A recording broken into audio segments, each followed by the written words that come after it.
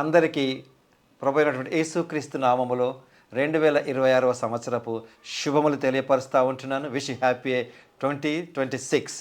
So ప్రియులారా, ప్రభు మనందరినీ కూడా ఎంతవరకు కాచి కాపాడినాడు. ప్రత్యేకముగా 2025 సంవత్సరమును ముగించుకొని 2026 సంవత్సరంలో అడుగు పెట్టటకు ప్రభు మనకు చూపినటువంటి కృప కొరకై ప్రభుకు వందనాలు చెల్లించుకోవాలి. అంతేకాకుండా ఈ సమయంలో ఈ యొక్క సంవత్సరంలో మొదటి దినమున మనము దేవుని ఆరాధించుకొని ఈ యొక్క సంవత్సరం అంతా కూడా దేవుడి యొక్క సన్నిధిని గడపటానికి ప్రభు తన కృపను మన పట్ల చూపుతున్నట్లుగాను, అంతేకాకుండా ఆయన యొక్క కాపుదల భద్రత మనకు అనుగ్రహించే విధంగా కొన్ని నిమిషములు మనము దేవుణ్ణి ఆరాధించటకు గాను ఈ యొక్క సమయం అనుగ్రహించబడి ఉన్నది కనుక ప్రార్థన చేసుకొని మనం ఆరంభించుకుందాం. ప్రేమ కనికరం కలిగిన ప్రియ పరలోకపు తండ్రి, మీ అపారమైన ప్రేమను బట్టి గత సంవత్సరము మీరు అనేక విధములుగా మమ్మల్ని మీరు కాచి ఉంటున్నారు, కాపాడి ఉంటున్నారు. ఆరోగ్యపరంగానేమి, ఆర్థిక పరంగానేమి, ఉద్యోగ రీత్యానేమి, ప్రయాణములలో కూడా మీరు మాకు తోడుగా నుండి ఎన్నో విధములుగా మీరు మాకు సహాయం చేసి కాపుదలనిచ్చినందుకే మీకు వందనము చెల్లిస్తూ ఉంటున్నాము. అంత మాత్రమే కాదు ప్రభువా, ఈ యొక్క నూతన సంవత్సరంలో మేము అడుగుపెట్టి ఉంటుండగా మీ యొక్క సన్నిధి కొరకై మేము మిమ్మల్ని ప్రాధేయపడుతూ ఉంటున్నాం. ప్రభువా, మీ యొక్క కృపలో మమ్మల్ని ఇంకను ప్రభువా ముందుకు తీసుకువెళ్ళటానికై ఈ సంవత్సరం అంతా కూడా మేము ఏ పని చేసినప్పటికీ మీపైన ఆధారపడి చేయుటకును, అంత మాత్రమే కాకుండా ఎవరెవరైతే ఇంకను ప్రభువా గత సంవత్సరంలో తమ యొక్క కొన్ని ఉద్దేశములను నెరవేర్చకుండా ఉంటున్నారో, లేదా అనారోగ్య పరిస్థితుల్లో ఉంటున్నప్పటికీ కూడా ఈ యొక్క సంవత్సరంలో ప్రభువా అందరూ ఆరోగ్యంగా ఉంటూ మీ అంద ఆనందించడానికి సహాయం దయచేయమని వేడుకుంటూ ఉంటున్నాం. అంత మాత్రమే కాక ప్రత్యేకంగా ఈ ఆరాధనలో కూడా ప్రభువా ఎంతోమంది ఎదురు చూస్తూ ఉంటున్నట్టుగా అనేకులకు చెప్పుకోలేనటువంటి సమస్యలతో సతమతమవుతూ బాధపడుతూ ఉన్న వారికి సైతం మీ యొక్క ఉనికిని అనుగ్రహించమని వేడుకుంటున్నాము. కొన్ని నిమిషములు మేము ప్రార్థించుకొని ప్రభు ఆరాధనలోనికి వెళ్ళనాయి ఉంటుండగా మీ సన్నిధిని మాకు తోడుగా ఉంచమని, వాక్యం ద్వారా మేము బలపడుతూ నీ యొక్క నామ మహిమార్థం మేము జీవించటకు సహాయం అనుగ్రహించి మీ యొక్క గాయపడిన హస్తముల ద్వారా ప్రభు మమ్మల్ని ఆశీర్వదించమని యేసు నామములో వేడుకుంటున్నాను తండ్రి, ఆమేన్. మంచిదండి, ఒక పాట పాడి మనం ప్రభుని ఆరాధిద్దాం.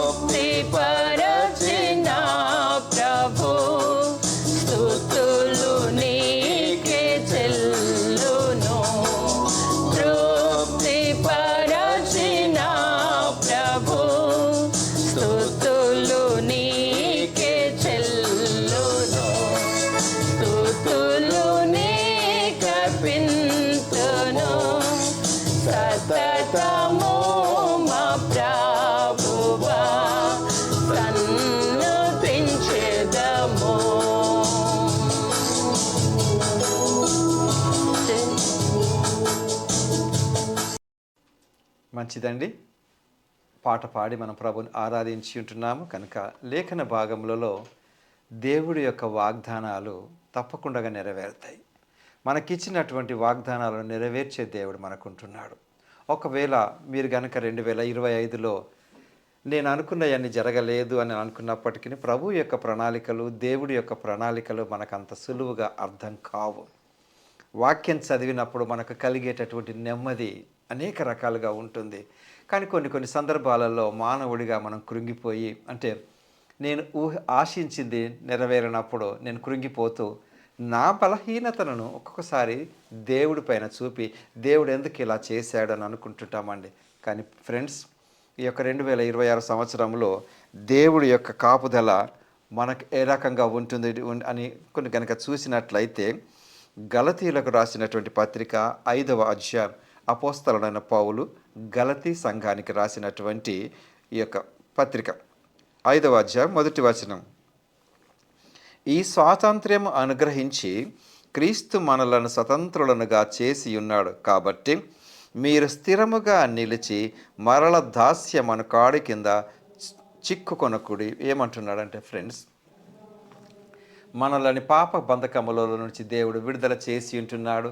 నేను అపరాధ భావనలో పొందుకుండకుండగా నేను చేసినటువంటి పాపము నుండి నాకు విడుదల అనుగ్రహించి నన్ను స్వతంత్రునిగా చేసి ఉంటున్నాడు. అయితే ఇప్పుడు నాకు ఒక హెచ్చరిక కూడా ఇస్తుంటున్నాడండి. వాగ్దానాలతో పాటు కొన్ని హెచ్చరికలు కూడా ఉంటున్నాయి కదా. ఏంటి ఆ హెచ్చరిక అండి? మీరు స్వతంత్రులుగా నుండుటకు పిలువబడి ఉన్నారు గనుక మరలా దాస్యమను కాడి కింద చిక్కుకొనకుడి. దాస్యం అనేటటువంటి కాడి ఏంటంటే పాపమునకు బానిసలయ్యటానికి నానా రకాలుగా నేను చిక్కుకునేటటువంటి అవకాశాలు లేకపోలేదు. ఎనీథింగ్, అది ఏదైనా అయి ఉండొచ్చండి.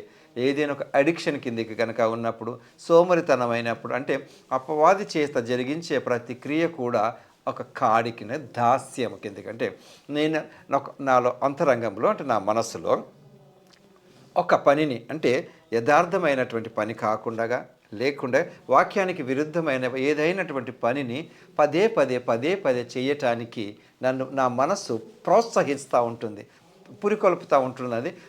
దానికి కిందికి నేను వెళ్ళకూడదని. ఉదాహరణకి, నేను గత సంవత్సరంలో ఏమేమో పాపములు చేసి ఉంటున్నాను.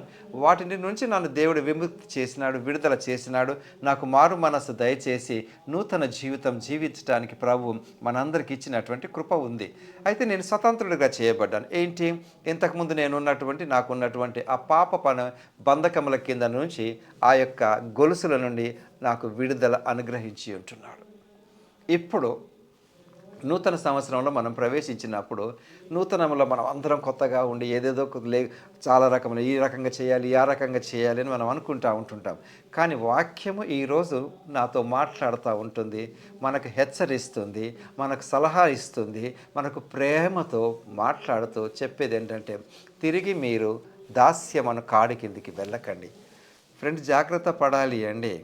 నేను విడిచిపెట్టినాను అనే. ఉదాహరణకి, ఒక్కొక్కసారి మనకు అనారోగ్యంతో ఉంటున్నప్పుడు డాక్టర్ గారు ట్రీట్మెంట్ ఇచ్చి, లేదా మేబీ చన్నీళ్ళ మూలంగా నా థ్రోట్ ఇన్ఫెక్షన్ అయినప్పుడు తను నాకు మెడిసిన్ ఇస్తూ ఏమంటాడు, మీరు కొంతకాలము, అంటే అఫ్కోర్స్ అది శారీరపరంగా మీరు ఇవి తినకూడదండి అంటాడు.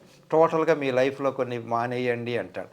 అదే రకంగా పరిశుద్ధమైనటువంటి జీవితం జీవిస్తున్న నీవు దాస్యమను కాడి కిందికి నువ్వు వెళ్ళకూడదు.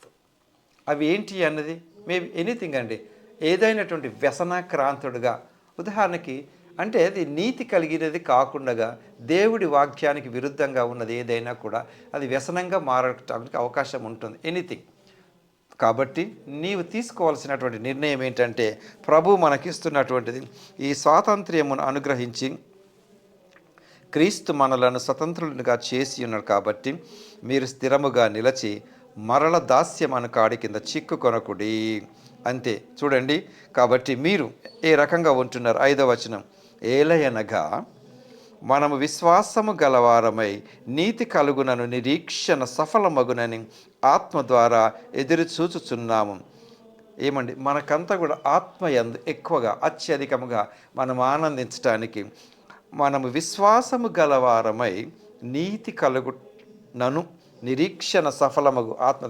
ఇంతవరకు ఒకవేళ నేను ఆ రకంగా లేనండి అని కనుక అనుకున్నట్లయితే ఆ ఆత్మలో ఎదగటానికి నీవు ప్రయత్నం చేయాలి, అంతేకాదండి.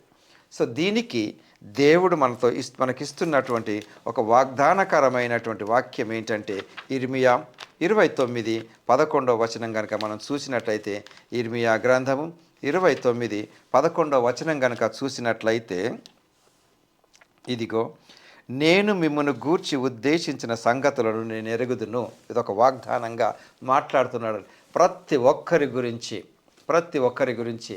ఒకవేళ మీరు ఏదైనటువంటి ఆఫీస్లో జాబ్ చేస్తున్నారు, ఎనీ ఆఫీస్ అండి, మనకు పర్సనల్ డాక్యుమెంట్ ఒకటి ఉంటుంది, అంటే మన ఫ్యామిలీ డీటెయిల్స్ ఏంటి, నీకు ఎప్పుడు జాయిన్ అయినావు, date of joining, date of promotion, date of increment, monthly salary, family details, ఇంకా కొన్ని కంపెనీలకు ఈఎస్ఐ అని ఉంటుందండి, ప్రావిడెంట్ ఫండ్ అని ఉంటుంది. అది అఫ్కోర్స్ అది it is a very small. అంటే నువ్వు ఆన్ చేస్తున్నప్పుడు ఒక వ్యక్తి గురించి తెలుసుకోవాలనగానే మనం వెంటనే సిస్టంలో డాటా ఆపరేట్ చేయగానే so and so number maybe ID కొట్టగానే అది వస్తుంది. అది ఈ లోకంలో ఒక కంపెనీలో పనిచేసేటటువంటి వ్యక్తి సేవ్ చేసుకునేది. బట్ ఫ్రెండ్స్, నీ గురించినటువంటి వివరణ దేవుడు నీతో ఏం చెప్తున్నాడు, నీ గురించి ఏం చెప్తున్నాడు అంటే, మిమ్మును గూర్చి ఉద్దేశించిన సంగతులను నేను ఎరుగుదును. ఐ నో దేవుడు ఏమంటున్నాడండి, మీ గురించి నేను ఏమైతే ప్రణాళిక కలిగి ఉంటున్నానో అది నాకు బాగా తెలుసు. ఎందుకంటే మనల్ని చేసిందే ఆయన, మనకు లైఫ్ ఇచ్చిందే ఆయన, మనం ఏ రకంగా జీవించాలో జీవింప చేస్తున్నది కూడా ఆయనే. నేను ఎరుగుదును. అంతేకాదండి, రాబో కాలమందు మీకు నిరీక్షణ కలుగుటకై, రాబోయే దినములలో మీరు మంచిగా ఉండాలని. మనం ఎప్పుడు మంచిగా కోరుకుంటాం కదండి. మరి 2025 జనవరి 1వ తారీఖున కూడా మేబీ మనం అందరం సమాధానంగా ఉండాలి, ఆనందంగా ఉండాలి, నేను సుఖంగా ఉండాలి, ఆర్థిక పరంగా బాగుండాలి, అందరితో కలిసి ఉండాలని నేను అనుకున్నాను కదా. మరి ఎందుకు జరగలేదు అని కనుక ఒకవేళ ఆలోచించినట్లయితే, ఇప్పుడు గలతీ పత్రిక 5:1 నేను చదివినట్లు, నా అంతట నేనుగా తిరిగి ఆ యొక్క దాస్యం అనే కాడి కిందికి వెళ్ళినానేమో. ఇక మరి దేవుడు ఏమంటున్నాడు, వాక్యమే సెలవిస్తుంది, నీ గురించి నీకు రాబోయే దినములలో ఉండేటటువంటి నీ ప్రణాళిక ఏంటి.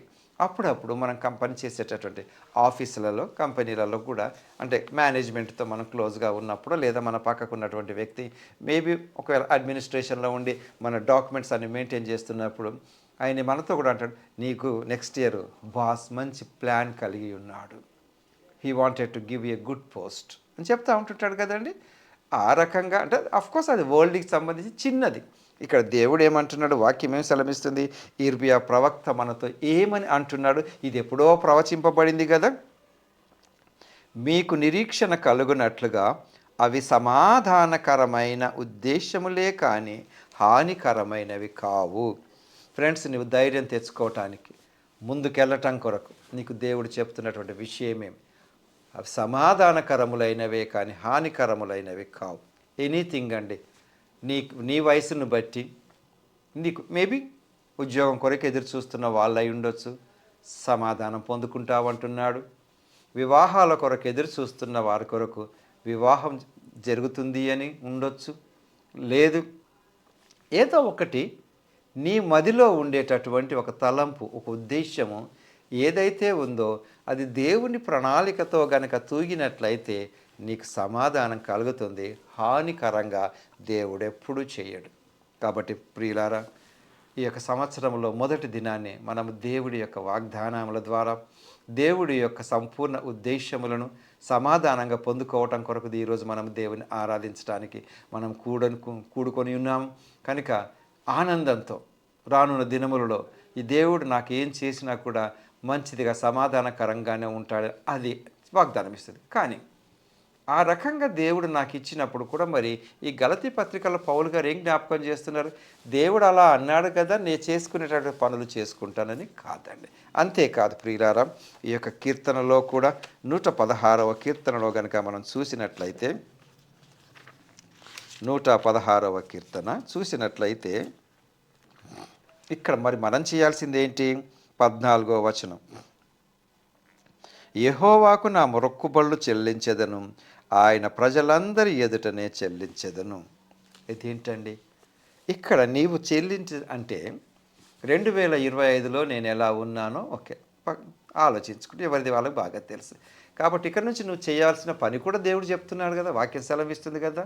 ఈ కీర్తనకారుడు నీకేం జ్ఞాపకం చేస్తున్నాడు? ఆయనకు మ్రొక్కుబడులు చెల్లించెదను, ఆయన ప్రజలందరి ఎదుటనే. నేను నా అంతటా నేనుగా నేనేమన్నా చేసుకుంటే ఎలా అవుతుందండి? కాబట్టి నేను సజీవుడైనటువంటి దేవుని నేను ఆరాధిస్తున్నాను, స్తుతిస్తున్నాను అని చెప్పటం కొరకు సమాజంలో వారి ఎదుట కలుసుకున్నప్పుడే నాకు ఇది వర్కౌట్ అవుతుంది. అది అంతేకాదండి, ఇంకా దేవుడి గురించి ఈ యొక్క కీర్తనకారుడు మనకి ఇక్కడ 116వ కీర్తన ఏం జ్ఞాపకం చేస్తున్నాడు? యెహోవా నా మొరను నా విన్నపములను ఆలకించి ఉన్నాడు. ఈరోజు 1వ తారీఖు. మీరు ఒక కాన్ఫిడెన్స్ లెవెల్లో ముందుకు ఎంత ధైర్యంగా వెళ్ళాలి అని కనుక చూసినట్లయితే, యెహోవా నా మొరను నా విన్నపములను ఆలకించి ఉన్నాడు. గతించిపోయిందండి, ఇది వర్తమానం. నీ మొరను కూడా దేవుడు విన్నాడు. కానీ ఎందుకు నా జీవితంలో జరగలేదు అని నేను అనుకుంటున్నానేమో. కానీ తప్పకుండా ప్రియులారా, దేవుడు నీకు ఏది అవసరమో, ఏది మేలుకరమో, ఏది మంచో దేవుడు తప్పకుండా అది చేస్తాడు. కానీ నేను ఎక్కడో ఉండి నా యొక్క అంతరంగంలో నుంచి ఉన్నటువంటి కోరికలను నేను నెరవేర్చుకోవటం కొరకు నేను గనక ఉన్నట్లయితే అది నెరవేరదు కదా. కాబట్టి ఇక్కడ కీర్తనకారుడు నీకు జ్ఞాపకం చేస్తున్నాడు, నువ్వు ఆధైర్యపడవలసిన అవసరం లేదు. ఆయన నాకు చెవి యొగ్గెను, నే చేసిన ప్రార్థన విన్నాడు, నా మొరను విన్నాడు. చెవి యొగ్గెను అంటే కొంచెం చెవి పెట్టి వినండి అంటుంటాం కదా, ఆ మాదిరిగా.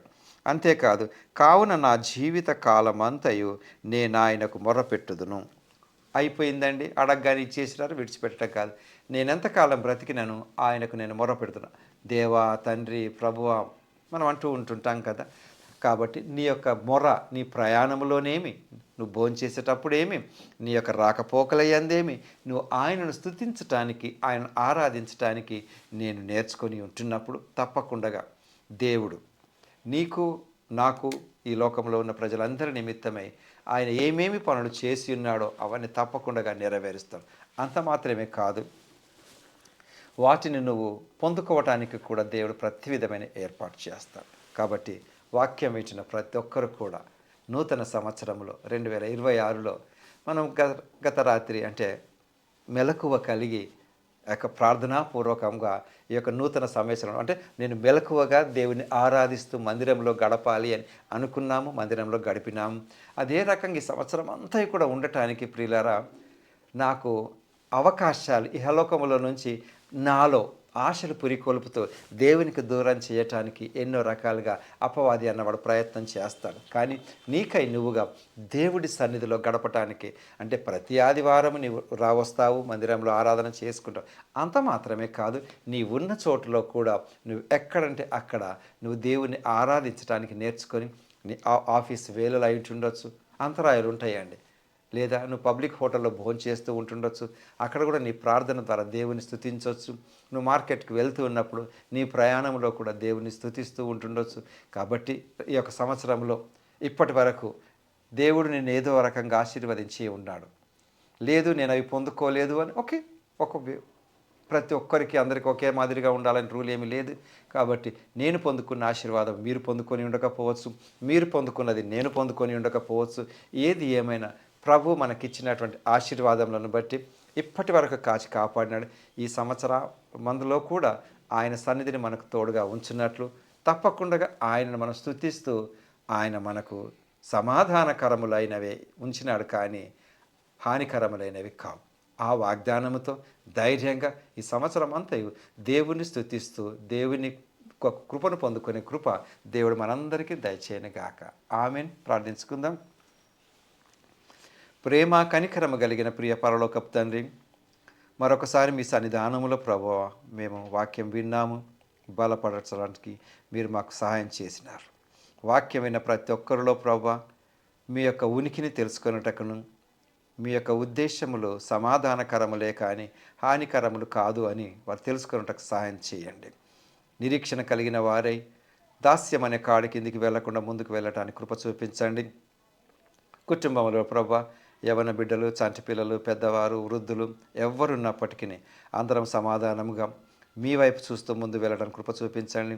ఇంకను ఈ యొక్క సంవత్సరంలో ప్రభా ఎవరెవరైతే ఎటువంటి కోరికలతో కలిగి ఉంటున్నారో 20వ కీర్తన 4వ వచనములో తెలియపరిచిన ప్రకారం కోరికను సిద్ధింపచేసే ఆలోచన యావత్తును సఫలపరుస్తానన్న తండ్రి, వారి యొక్క కోరికలను సఫలపరచండి.